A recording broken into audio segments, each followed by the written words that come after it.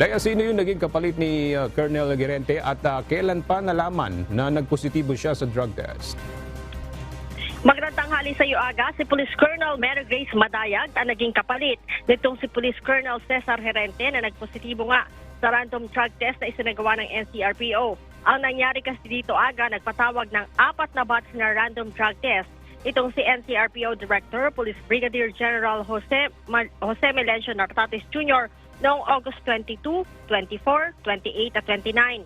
4 na pulis ang nagpositibo sa illegal na droga.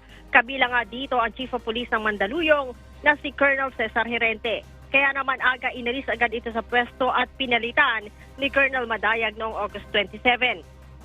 Ayon naman kay Eastern Police District Director, Police Colonel Wilson Alsueta, si Herente kasalukuyang nasa Regional Personnel and Holding Accounting Unit para harapin ang investigasyon at administrative case na conduct and becoming of a police officer na isasampa laban sa kanya. Matapos nga, Aga, na magpositibo si Herente, isinailalim din sa drug test ang buong pwersa ng Mandaluyong Police Station kung saan negatibo naman lahat ang resulta. Ang random drug test ng NCRPO ay bahagi ng internal cleansing na ipinatutupad ng PNP sa kanilang hanay. Ayon kay General Nartates, hindi niya kukonsintihin ang mga tiwali at walang disiplinang opisyal sa kanyang nasasakupan. Balik sa iyo, Aga. Maraming salamat, Leia Ilagan.